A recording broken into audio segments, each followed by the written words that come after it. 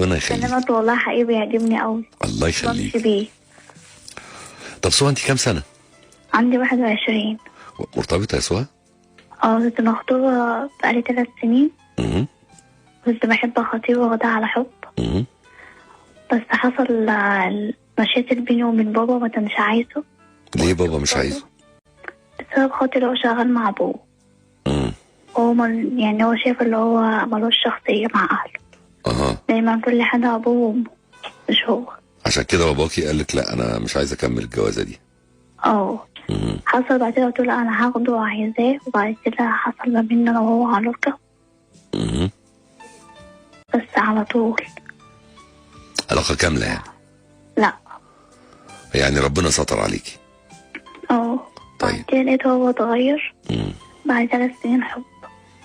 بعد كده لقيته هو اتغير ولقيته اللي هو مش حابب الموضوع. بقى كل شوية يتلكك عليا في أي حاجة. أصل أبويا بيقول لي أنا في بيت عيلة وهو متفق لي في شقة بره. بعد كده رجع قال لا أنا أبويا بيقول أنا هجيب بيت عيلة وأنا مش هقدر يعني أقول له لأ وأنا هاخد بيت عيلة. بدأ يتلكك يعني؟ قلت له أنا مش هقدر. ده حصل كده بعد ما عمل معاكي العلاقة؟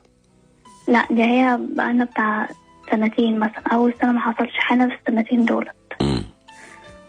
يعني نقدر نقول ان هو عمل معاكي علاقة والعلاقة دي قعدت شوية كده وزهق بقى فبدأ يتلكك لك. وبعد كده هو سابني وراح خطب 15 يوم. على طول.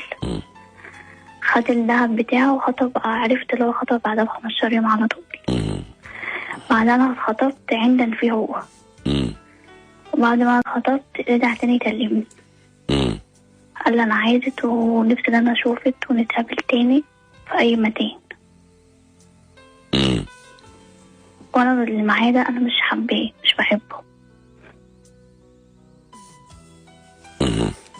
طب فقلت له طب وبعدين بعد ما نعمل دوت انا دلوقتي بقيت مع واحد تاني وفاضل لي 2 شهر وهنتجوز. هو عايز يعمل معاكي علاقة تاني؟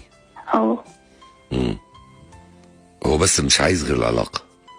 بقوله طب انت عايزني؟ قال لي لا مش هقدر اقف قدام ابويا. طيب انت شايفة ايه؟ انت ازيك؟ انا شايفاه اللي هو بيحبني. لا يا شيخ. شايفاه ان هو بيحبك وان هو اساسا قال لك مش هقدر اخدك وراح خطب بعديها ب15 يوم ورجع لك تاني لما عرف انك اتخطبتي عشان ايه الموضوع نقح معاه وعايز يعمل معاكي علاقه بس بتقولي له انت هتاخدني تحبني قال لك لا اصل ابويا مش موافق. طب انت جاي تعمل ايه؟ ايه الفرق بين حضرتك واللي بيأجر عجله؟ يعني انت منتظره ايه؟ واحد وصل بيه الدرجه انه بعد ما عمل معاكي علاقه اتلكك لك وخلع لانه خد منك اللي هو عايزه، وبعد ما خد منك اللي هو عايزه واتلكك لك وخلع خطب بعديها ب15 يوم. ما استناش يعني حتى ما فكرش يعرف. حلو. وانت بقى خلاص قلتي هشوف حياتي واتخطب، اتخطبتي وهتتجوزي، يقوم راجع لك عشان عايز يعمل معاكي علاقه وش كده بدون تفاهم. يعني ما فيش طب انت هترجع لي تاني واسيب خطيبي؟ لا. طب انت عايز ايه؟ انا عايز اعمل معاكي علاقه. وانت ايه شايفه ان هو بيحبك؟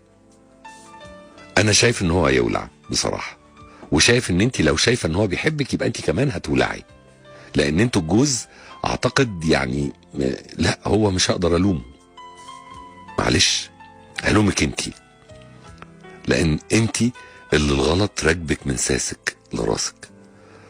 صوني نفسك بقى يا بنت الناس، وصوني عرضك، وصوني شرفك، وصوني شرف الولد اللي انت مخطوبه له، ولمي الدنيا بقى خالص وابتدي حياه جديده نظيفه، وابعدي عن سله المهملات دي، لان دي سله مهملات وما يتقالش عليها غير كده.